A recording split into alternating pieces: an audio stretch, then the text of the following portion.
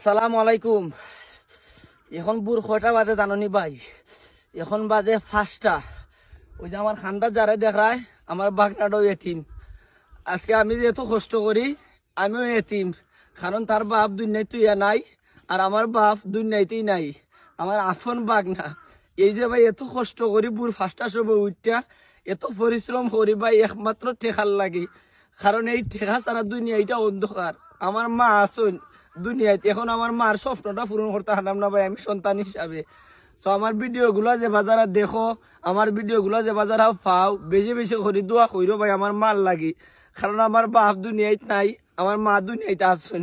আর আমি আমার মার দুয়ায় বাচ্চা আছি ভাই, নাইলে এত ঠান্ডার মাঝে ভিডিও কইরা শরীর সুস্থ রাখার মতো অবস্থা নাই। আর বিশেষ করে আমার বাগনাটার ভবিষ্যৎ তো আমরা সাইডটা ভাইয়া ঘুরে দিতে হইব। এই দুনিয়াটা এত কঠিন আসলে বলার মতো বাসা নাই।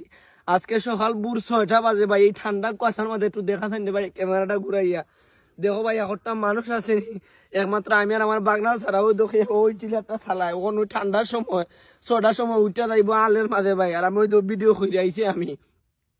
আমার ভিডিও গুলা যে বাজারে দেখবা অবশ্যই বেশি বেশি করে শেয়ার করবা, সবার কাছে পৌঁছাই দিবা, আমার লাগে দোয়া করবা। আসসালামু আলাইকুম।